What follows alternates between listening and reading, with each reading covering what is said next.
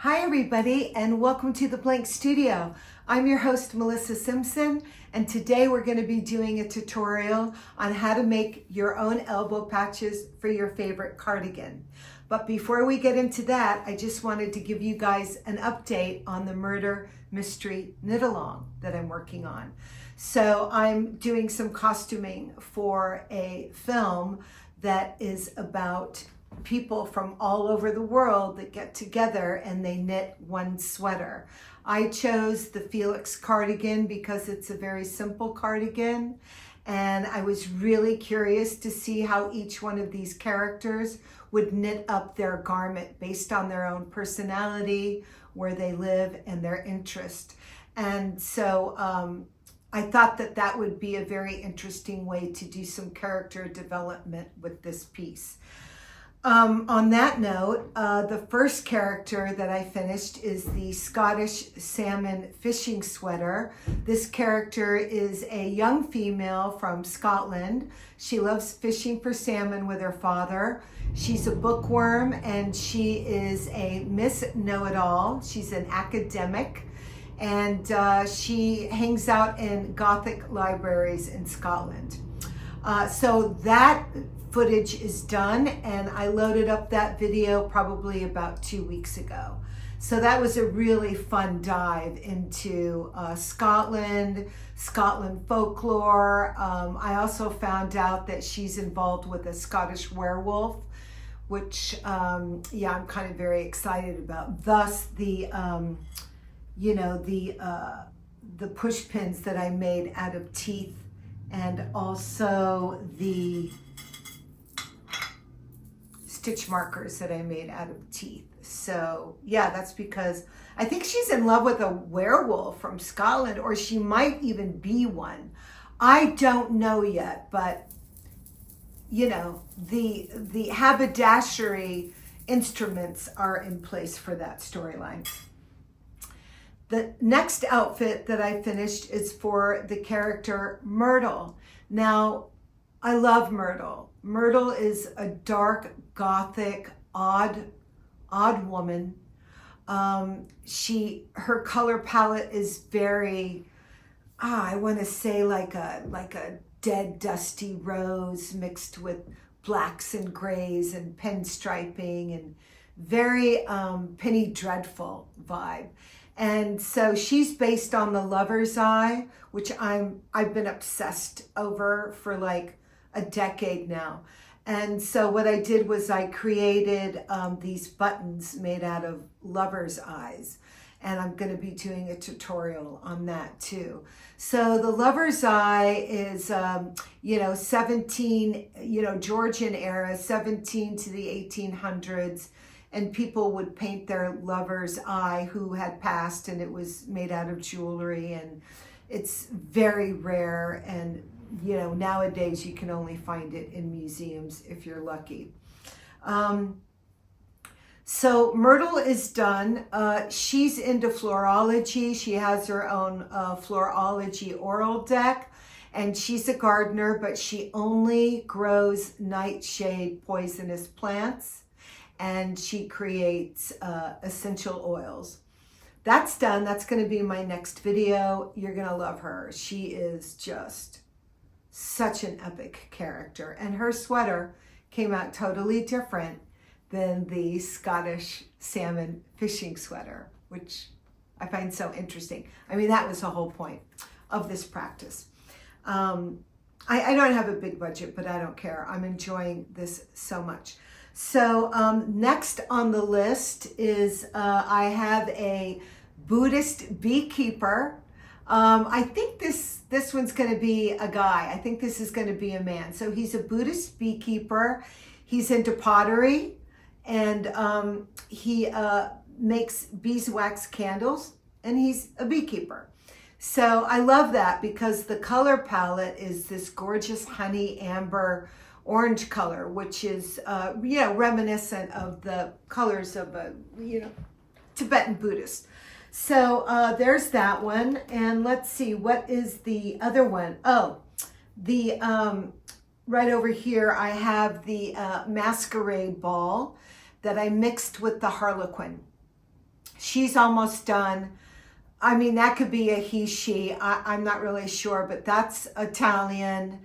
And that is going into a deep dive of the mask, that they were wearing in Venice during the, I do believe it's the 1400s. So that's been a very interesting deep dive for me. That one is almost done. I just need to create some more props and some more embellishments and some more haberdashery items and accessories on that one. So that's almost done. And then on the needles right here, I have the French girl, and I'm doing a French blue, and her color palette is a very soft beigey pink and gold. So most likely for this one, she's going to be a 3/4 sleeve with maybe a little bit of a ruffle and some picot bind off edging, and then, some ribbon coming down with a very low cut. Yeah, she's like a little sexy, vixen type of, French girl. And then I am doing, this one just showed up not that long ago, the anarchist punk rocker from Britain. And I am so excited because I kid you not, I have an original 1972 t-shirt from Vivienne Westwood when she was on King's Road. God Save the Queen t-shirt in red, white, and blue. And I thought, my God, this character is wearing this t-shirt on camera, and I am going to make a cardigan for this particular outfit. So I wanted to go with a very, very, very bright red, right? So I ordered Woolfolk's new yarn quite a while ago. It's Tove, it's a DK. This does not feel like a DK to me. I mean, for me, it's a fingering weight. Okay, it's a fingering weight for me. But I love the color and I love this yarn. It feels like cashmere. It is just so soft and luxurious. It's so beautiful. However, it's a bit pricey. So the other night I was watching some of my fellow YouTubers, and I was watching Young Folk Knits, and she recommended this yarn, North Bay Fiber. They're from the States, which I love that. And this is in the colorway Holly. Now, if I hold these two up together, you can see the color difference. At least I hope you can. I know it's getting a bit dark. This is a darker, richer red. And it's also a very luxurious fiber. It feels like a cashmere.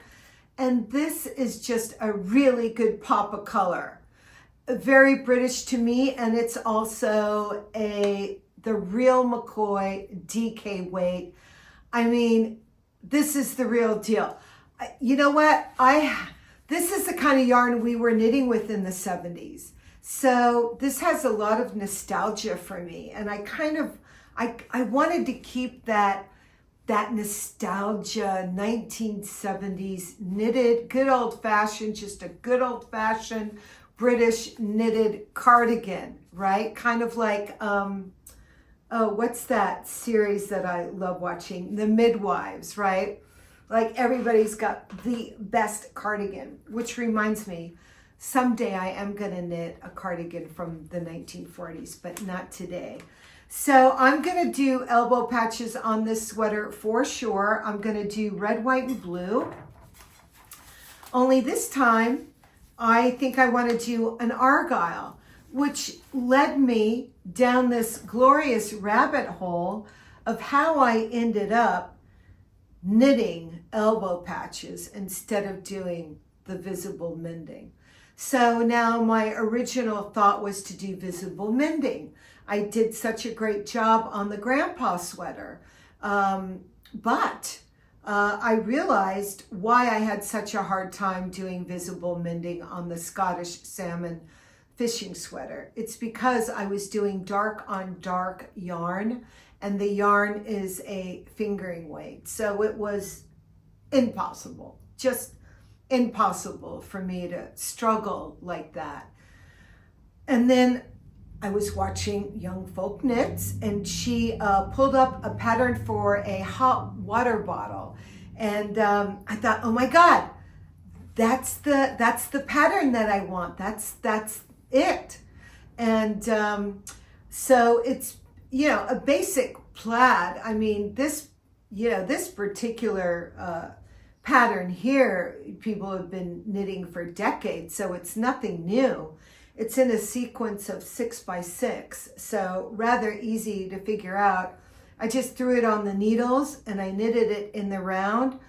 And, I did a really sloppy, wonky job, but I don't care. I thought it's an elbow patch, like the wonkier the better almost, right? So, I just was like, out of that horrible failure mistake came this, pretty little, beautiful little mess of knitting the elbow patches. So I was grateful that that was a failure, because I found out that I could knit my elbow patch. And I was really happy about that, because once I started going down the rabbit hole to do the elbow patch for the anarchist, I realized that there are so many patterns out there that you could knit up for an elbow patch. I mean, it's almost endless. I found a great Argyle one for the punk rock sweater. There's the plaid, there's houndstooth. I even found an adorable little floral that I found on a sock pattern that I have saved in my Ravelry. And I really do want to start knitting socks. I do. I'm so obsessed, and I think I'm going to get started soon enough, because I will tell you, I live in California, and there's not a lot of times where you can wear a full-blown sweater, right? It's warm most of the time, but I do live by the ocean, so it does get cold at night and cold in the morning. So cardigans are great for me. So the good news is that I do get to keep all my cardigans that I'm knitting for this show. So anyway, let's move forward on getting ready to get into the studio to do the tutorial. The first thing you want to do is you want to have a patch, or not a patch, a pattern of your elbow patch. So this is a thicker weight cardboard paper, and all I did was I folded it up in a quarter, and I gave myself a nice little cut here, a nice little edge. I knew I wanted it to be oval and not in a circle. And so for me, this is the perfect size. Now for you, you might want something larger, but on that note, I think what I'm gonna do is I'm gonna go ahead and do a digital download pattern of this size and a larger size for you. So that'll be on a download. And then next, I have the stitch count to be able to knit this in the round, and you will get four patches out of it. Now, one thing you could do is you could knit one side in a houndstooth and the other side in a plaid, or one side in an argyle, or one side with a flower, and just, knit some elbow patches. Or at the very least, they could be, what do they call those? Something that you put your cup on. It's slipping my mind at the moment. But anywho, so I'm going to give you the stitch count for that, and I'll show you where I found the hot water bottle on Young Folk Knits, and I found it on Ravelry, so you'll have that. And I also made a nice little bundle of all these different other patterns that you can do your patches on. So without further ado, let's get into the studio and make some elbow patches, shall we? Okay, let's. We start by knitting our pattern in the round. It was really easy and super fun to do. The pattern that I wanted to use, I found on Ravelry. It's called Laura Hot Water Bottle Cover. And I thought the fabric that it made was just so adorable and just perfect for my elbow patches. So I've bound off my project and I spent a lot of time felting. I washed it in hot water, I scrubbed it, I rubbed it, I punched it, I took a meat cleaver to it, anything I could to just get the fabric that I wanted. And yeah, I was finally happy with it. So now I'm ready to cut. Let's see what happens. I did not implement any space to do a steek cutting on this piece. I just went for it. I mean, it's an elbow patch. And it was kind of interesting to just kind of go for it with this fabric. It's very good sturdy wool. I used Ella Starmore. And as long as I stayed, in my own lane while cutting this open, I felt like I was going to be pretty safe. And after all, I do have 4 patches worth of fabric to work with. So I thought if I make a mistake, I'm going to be okay. But honestly, I love the back of it. I mean, there was a minute there where I thought maybe I should use the back end of this. All right, let's see what's happening next.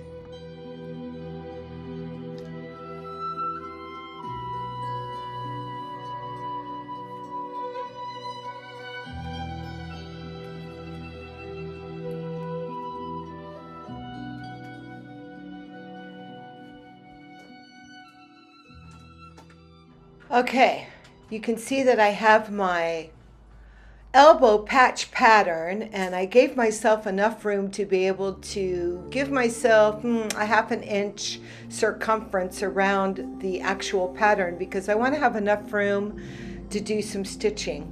Also, note that I did a base stitch on the elbow of the sweater. Now, to be able to place my elbow patch at the perfect spot on the elbow, I had to try on the sweater, and then I pinned my cut patch onto the elbow just to find out exactly where I wanted the elbow patch to land. And I only needed to do the center because after that I could measure and make sure that I wasn't too wonky and that up was down and down was up and left was right. So I put it exactly where I wanted that, and that is a personal preference. And it's not that difficult. It seems a little odd and awkward, but do not fear it. It's gonna come out just perfect.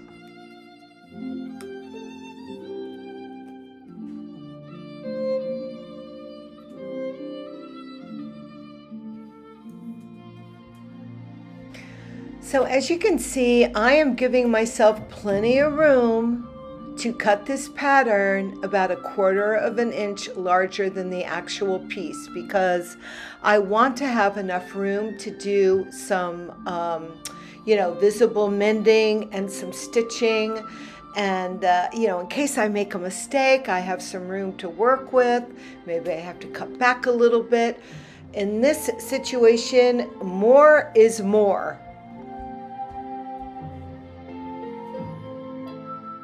Okay, I'm going to take a minute to brag about these fabulous teeth push pins that I made specifically for this project as a prop for the character. And I must say they came out so great because the tooth is very heavy. It's got a nice weight to it. So when I pin my pattern to the fabric, it actually holds it down and holds it in place and it does not move. I am so excited that I created these push pins. I mean, personally, it was a game changer in this process and it made it that much more enjoyable. And somehow, some way I'm going to load them up on whatever platform I'm putting up because I want you to experience what it feels like to have a really high quality push pin to work with. And yes, it's a little odd, and yes, it's a little weird, but this Scottish character that I'm developing this costume for, she's either a werewolf or a werewolf, or she's in love with one. So I thought it was very fitting.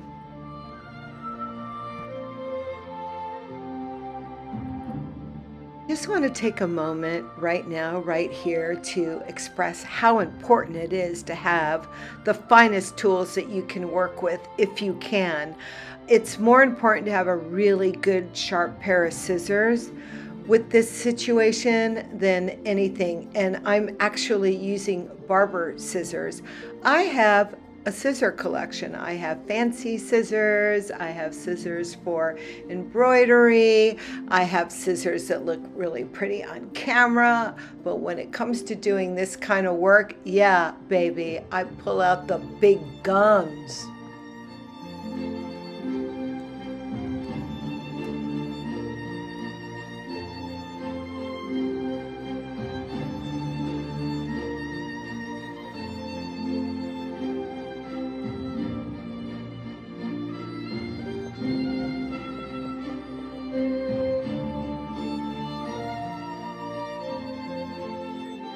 Phew, the most stressful part of this project is over. We have cut the fabric and we are still alive to tell the story. It's in place, it's doing well. There's a little bit of fraying on it, because it's cutting the round. So this is going to be interesting to see how this patch gets pinned down and what we have to do to make sure that it stays in place. I wanted to pick a yarn that was, a contrast to all the blues and greens, and I thought this Alice Starmore yarn is going to be perfect because it's going to pull in the color from the hat, the feather in the hat, the leather belt that I picked out for the outfit, and also the boots.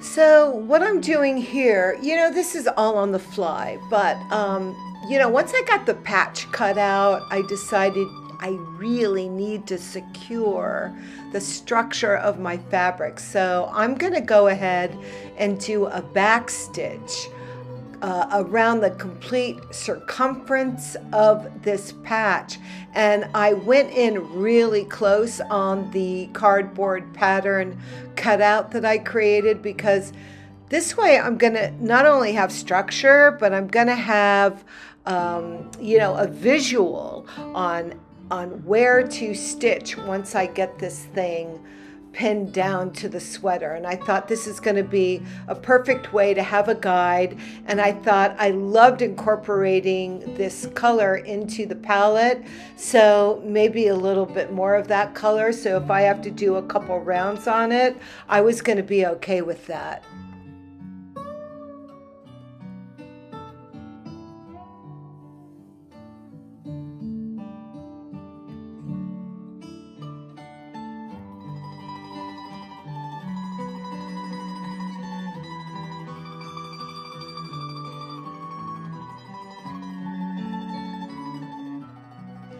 Some of you may feel that this is a little bit daunting. However, this type of practice for people that are, deeply, deeply connected to this type of artistic endeavor find this very satisfying. And I am in gratitude that I get to sit in my studio and do this all day. I'm like, hell yes. But for some of you, this might be a little bit daunting and overwhelming. And you know what? If that's the truth of it, just you fast forward. I mean, who cares? Everybody's going to have their own version of how they stitch their elbow patch on. But in the meantime, I'm totally digging the music, and it's just so soothing. So kick back and relax, or maybe go make a second cup of tea.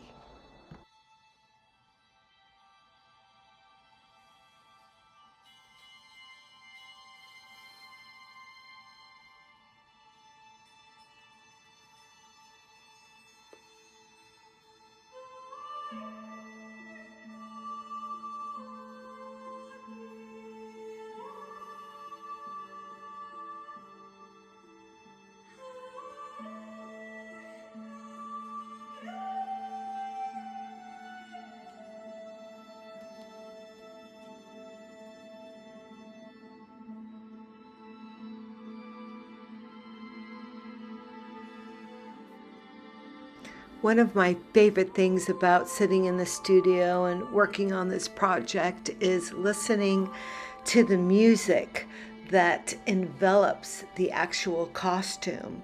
And that takes research all in itself. I want to find the right type of music for the culture, for the era, for the character, and that can be so soothing because it actually gets us as designers into character. And what that does for an actor, how an actor can bank off of that and grab some resources from it, I think is really crucial because, at the end of the day, to create a movie that is stellar, it takes a village, and I am so proud to be part of that village.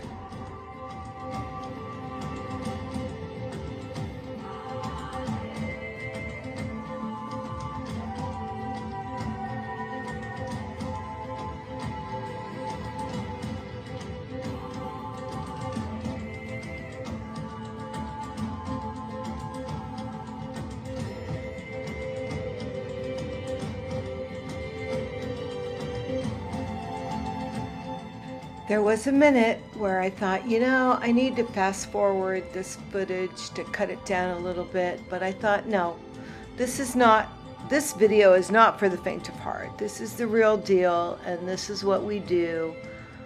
This is our daily grind. So if it's something that's not for you, again, refill that cup of tea, go get another scotch, pour another glass of wine, because this is what it takes to get to that next level when you're designing a costume. And I want to do my best to make it as beautiful and as perfect as possible, given the resources that I have to work with. And in the meantime, I'm just going to enjoy the music.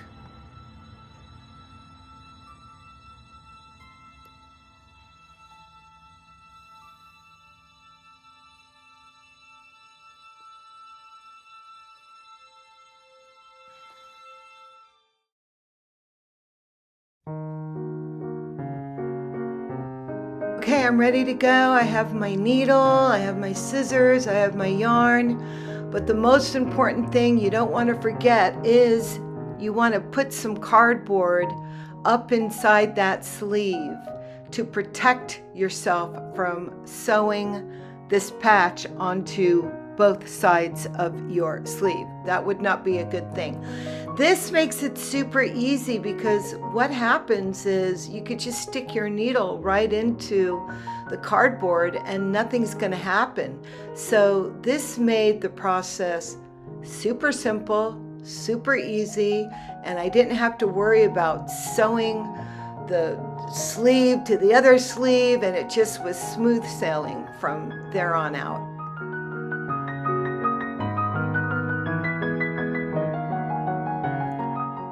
I'm just going to use a backstitch method on this because I want it to be seamless. And I have to tell you, these push pins that I made out of teeth were so invaluable to me during this process because of the weight of the tooth. It just kept everything in place so perfectly. Nothing slipped around. It stayed perfectly exactly where I wanted that patch to be, and it made it a breeze to actually get it sewn onto the sweater. You can tell that having that cardboard underneath just made it so easy. I mean, I didn't have to worry about pinning anything together, sewing anything together. It's just the only way to go. You must put cardboard up in that sleeve before you get started on sewing this patch. It's just, you don't even have to think about it.